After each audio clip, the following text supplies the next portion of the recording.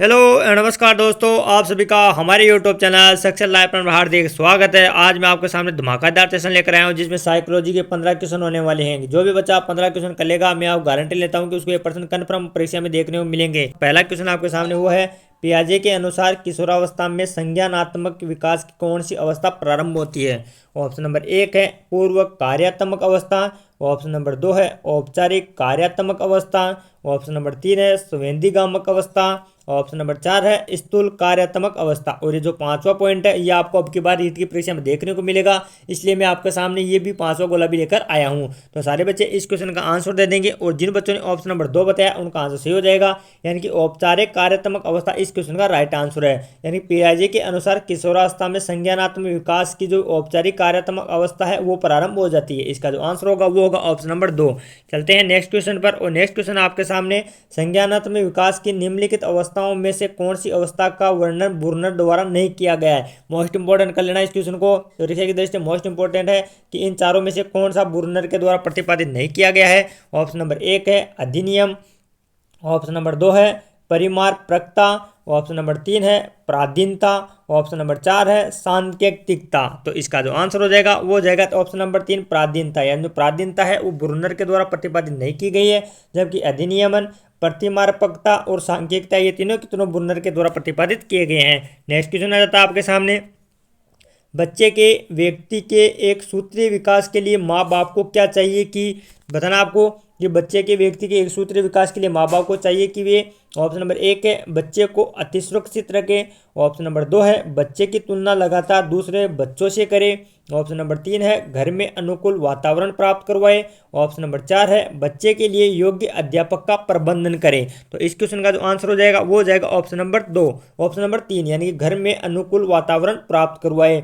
यानी कि व्यक्ति के एक सूत्रीय विकास के लिए माँ बाप को चाहिए कि वह घर में बच्चे के लिए एक अनुकूल वातावरण प्राप्त करवाए। इसका जो आंसर हो जाएगा वो हो जाएगा ऑप्शन नंबर 3। नेक्स्ट क्वेश्चन आ जाता है आपके सामने कि मनोविश्लेषण में जिसके अध्ययन पर बल दिया जाता है वह कौन सा है। प्रश्न क्या पूछ रहा है कि जो मनोविश्लेषणात्मक सिद्धांत है उसमें किस पर बल दिया जाता है। ऑप्शन नंबर 1 है संचेतना पर। ऑप्शन नंबर 2 है अर्ध संचेतना पर। ऑप्शन नंबर 3 है अचेतन पर। ऑप्शन नंबर 4 है बहुचेतन पर। तो किस पर बल दिया जाता है, तो वो दिया जाता है अचेतन पर। यानी कि इसका जो आंसर हो जाएगा वो हो जाएगा ऑप्शन नंबर 3। यानी कि जो मनोविश्लेषणात्मक अध्ययन है उसमें अचेतन पर बल दिया जाता है। और अचेतन की मात्रा कितनी हो जाती है, तो वो हो जाती है 90%। यानी चेतन मन तो होता है 10% और अचेतन मन की मात्रा कितनी होती है, तो 90% इसकी मात्रा होती है। नेक्स्ट क्वेश्चन आ जाता है आपके सामने, वाइगोत्स्की के अनुसार बालक सीखते हैं, यानी कि वाइगोत्स्की ने जो बालक है उनके सीखने की उम्र कौन सी बताई। ऑप्शन नंबर 1 है अनुकरण से। ऑप्शन नंबर 2 है वयस्कों से और संवयस्कों के साथ परस्पर क्रिया से।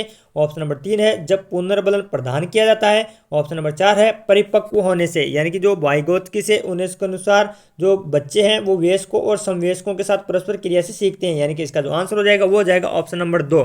नेक्स्ट क्वेश्चन आ जाता है आपके सामने, ए डिक्शनरी ऑफ साइकोलॉजी पुस्तक किसने लिखी थी। मोस्ट इंपॉर्टेंट कर लेना इसको को कि जो ए डिक्शनरी ऑफ साइकोलॉजी है उस पुस्तक के लेखक कौन है। ऑप्शन नंबर ए है जेम्स ड्रेवर। ऑप्शन नंबर 2 है रोजन। ऑप्शन नंबर 3 है ब्राउन। ऑप्शन नंबर 4 है लेनिन। तो मैं आपको बता दूं कि इसका जो आंसर हो जाएगा वो हो जाएगा ऑप्शन नंबर 1। यानी कि ए डिक्शनरी ऑफ साइकोलॉजी पुस्तक किसके द्वारा लिखी गई है, तो वो जेम्स ड्रेवर के लिखी गई है।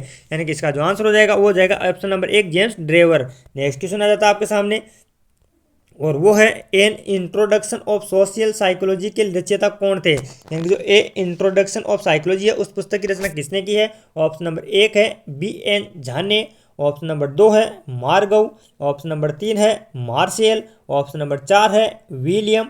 ऑप्शन नंबर 5 तो ये जब अनुत्तरित जब आपको नहीं है तब करना है, तो इसका जो आंसर हो जाएगा वो हो जाएगा ऑप्शन नंबर 4 विलियम। यानी कि N introduction of social psychology के रचयिता कौन हो जाएंगे, तो हो जाएंगे विलियम। यानी ऑप्शन नंबर 4 इस क्वेश्चन का करेक्ट आंसर हो जाएगा।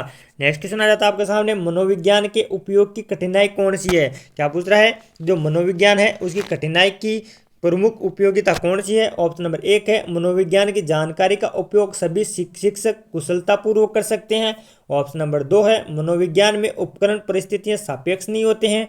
ऑप्शन नंबर 3 है मनोविज्ञान प्रेक्षण मूल्य की दृष्टि से इतने महंगे होते हैं कि सभी पाठशालाओं में उपलब्ध नहीं करवाया जा सकता।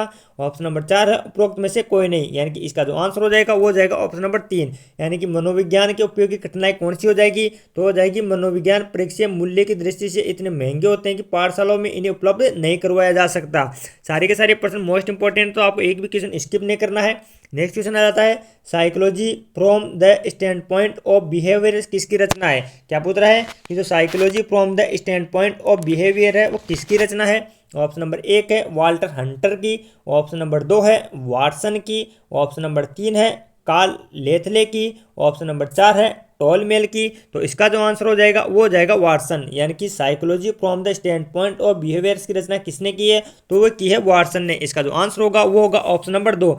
नेक्स्ट क्वेश्चन आ जाता है आपके सामने मनोविज्ञान की सहायता से अध्यापक को ज्ञात होता है। क्या पूछ रहा है कि जो मनोविज्ञान है उसकी सहायता से अध्यापक को क्या ज्ञात होता है। ऑप्शन नंबर 1 है बुद्धि के स्वरूप का, ऑप्शन नंबर 2 है पठन और पाठन के उपयोग का, ऑप्शन नंबर 3 है पिछड़े बालकों की समस्याओं का, ऑप्शन नंबर 4 है उपयोग सभी का। तो इसका जो आंसर हो जाएगा वो हो जाएगा उपयोग सभी, यानी कि जो उपयोग सभी है सारों का सारा मनोविज्ञान की सहायता से अध्यापक को ज्ञात होता है, यानी कि बुद्धि के स्वरूप का, पठन पाठन के उपयोग का, पिछड़े बालों की समस्याओं का, ये सारे के सारे किसकी सहायता से अध्यापकों के ज्ञात होते हैं, तो मनोविज्ञान की सहायता से उसको ज्ञात होते हैं।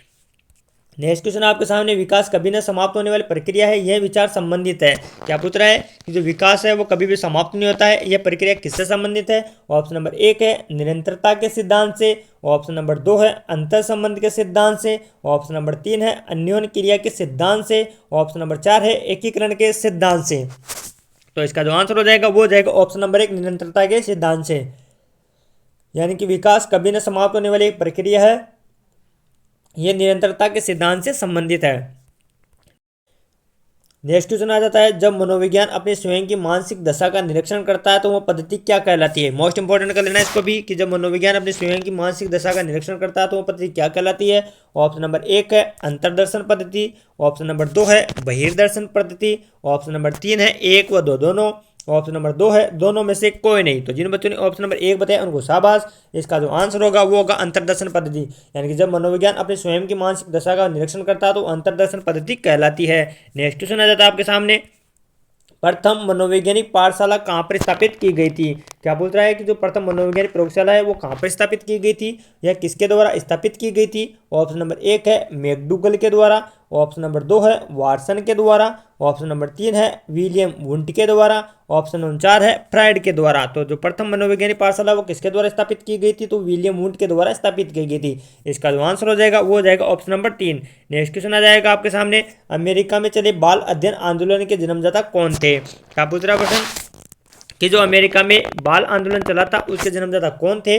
ऑप्शन नंबर 1 है स्टैनली हॉल, ऑप्शन नंबर 2 है जीन पियाजे, ऑप्शन नंबर 3 है जॉन लॉक, ऑप्शन नंबर 4 है टाइडमैन। तो इसका जो आंसर हो जाएगा वो हो जाएगा स्टैनली हॉल, यानी कि अमेरिका में चले बाल अध्ययन आंदोलन के जन्मदाता कौन थे, तो स्टैनली हॉल हो जाएंगे। ऑप्शन नंबर 1 इस क्वेश्चन का करेक्ट आंसर है।